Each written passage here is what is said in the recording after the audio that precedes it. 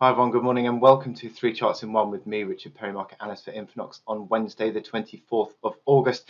Now we've had some big moves in major markets in the last few sessions, so I've got a look at euro dollar, which has broken below parity. I'm looking at the oil price, which has rebounded, and also looking at the S&P 500 futures, which have turned lower. So straight into it on this euro dollar chart. Now what we've seen is the last week and a half, coming up to 2 weeks, sharp move to the downside, really strong move, very bearish candlesticks we can see repeatedly now breaking below the parity level of 1.000 and hitting a low of 99 big figure yesterday before a little technical rally. What we did see was a rebound on the US disappointment of the US flash PMI data, which came in lower than expected. That rebounded euro dollar weakening on that, but that rebound has just started to falter again. It's falling over a little bit in the sort of hours since that since the flash PMI data. And it's interesting that what we have is euro dollar now finding resistance at old levels. This was the first time it started to come back towards parity. It was hitting parity and sort of hovering around there. And we can see that it came to just above parity yesterday and fell over. So this is essentially just a near-term move. Any unwinding move, I think, within certainly this sharp downtrend is probably a chance to sell. I think we can continue to see this downside pressure. Any rallies are selling opportunities, I think, for further retests of the reaction low at 99 big figure. We can see, as I said, on the 4-hour chart, the momentum is just unwound slightly. Around 40 to 50 would be sort of more ideal in terms of selling opportunity, but I think essentially anything sort of that comes up and rallies within this downtrend phase is still a selling opportunity. Moving on to the oil price, well, what we've seen is this repeated run of lower highs, little technical rallies where the market hits that sort of 30 to 35 area on the RSI and then rallies in towards that 50 area. And look at this, another rebound into 50 on the RSI. How many times has that been seen? 1, 2, 3, 4.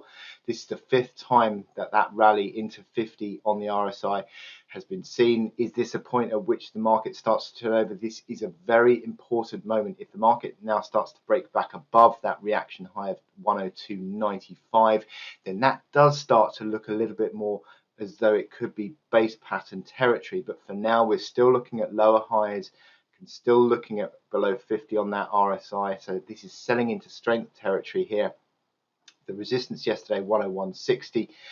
So this is all still, again, within this downtrend phase. I think selling into strength still continues to be the way to play this market. The rally that we've seen in oil is on fundamental news of OPEC potentially sort of restricting supply, according to the Saudis anyway.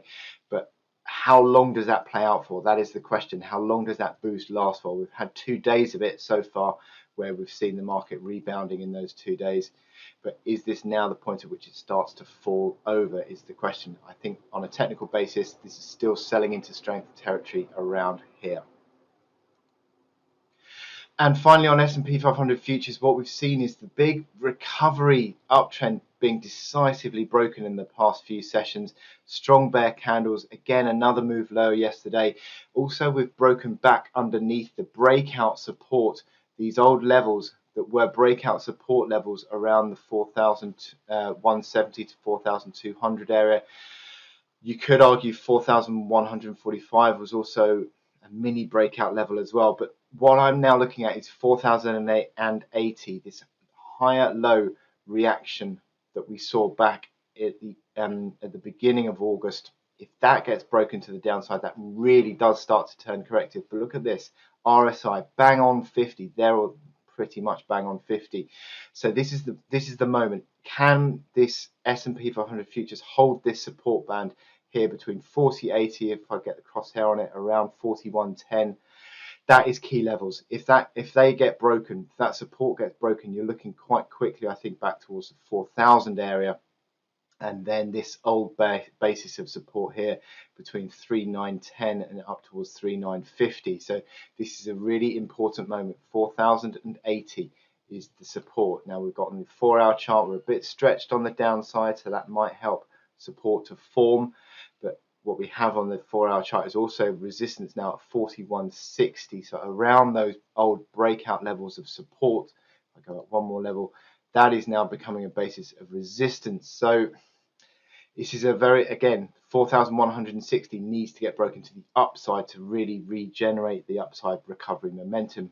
And unless it does that, it will continue to put support under pressure. So with that in mind, I wish you good luck in your trading today, and I will speak to you soon. Thank you very much.